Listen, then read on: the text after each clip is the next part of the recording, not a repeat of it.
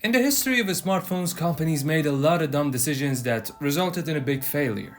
And some of them might just blow your mind. Well, today I'm gonna talk about a few of them and see which one's the worst. So you'd better stick till the end. This is ByteForge and let's get to the video.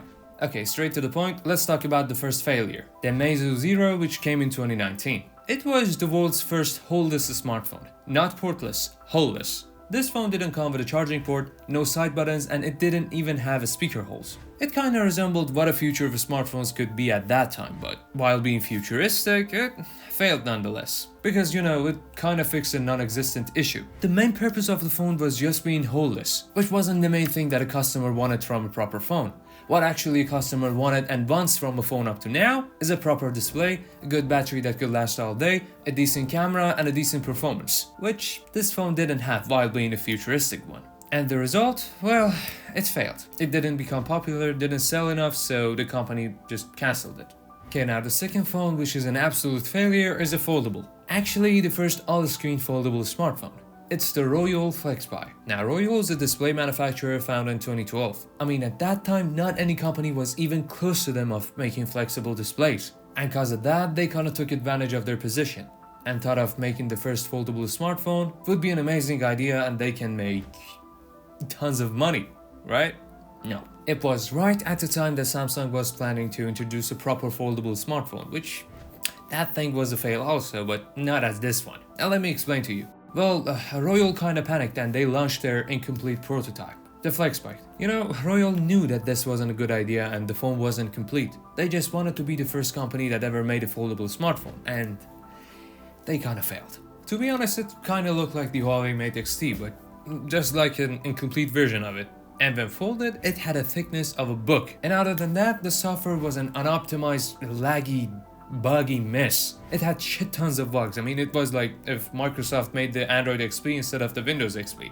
And to be honest, this kind of failure made them realize that they're better off to make displays instead of smartphones. And the third fail that I want to talk about is about Apple. The first one was about the iPhone 4. I mean, it was a light fail to be honest. Now this phone, the iPhone 4, had connectivity issues, especially for cellular. And you know what's funny? It actually had issues in the keynote too. Steve Jobs blamed people of using the Wi-Fi and they had to turn it off so the phone would work properly. And it was actually because of the new stainless steel that Apple was using in the iPhone 4 and it kinda interfered with the antennas. And after lots of complaints and reports, Steve Jobs finally answered. And you know what he said?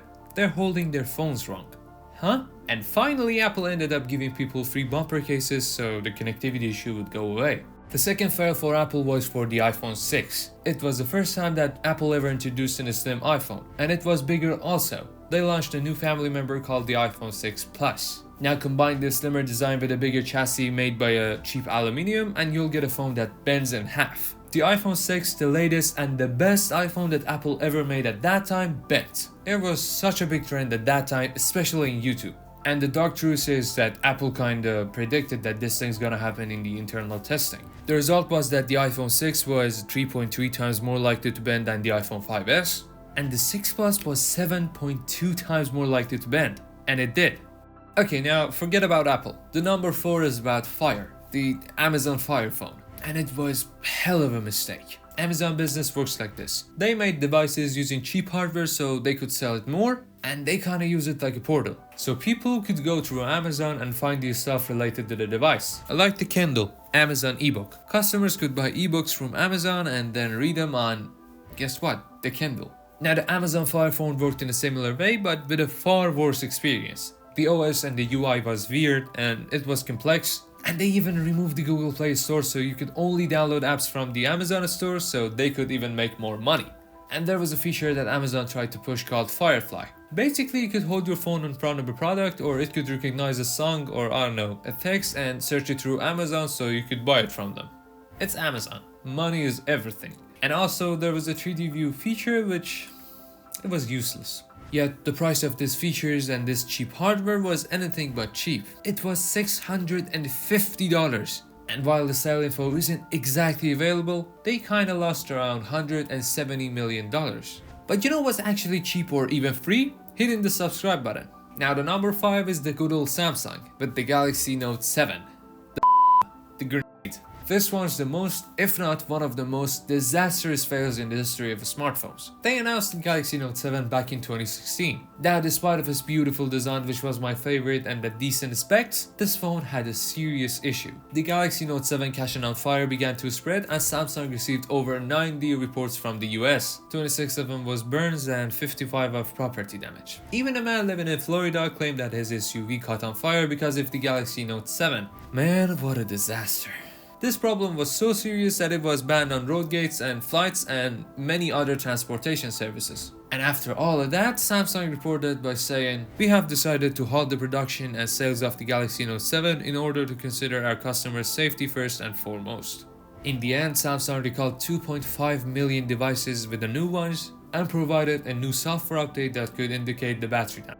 Now, the number 6 is about India, an Indian phone called Freedom 251. It was an ultra cheap smartphone that kinda wanted to be an iPhone with the price of $4. 4, not 40, $4. This thing just blew the internet and got 50 millions of pre-orders in just a week.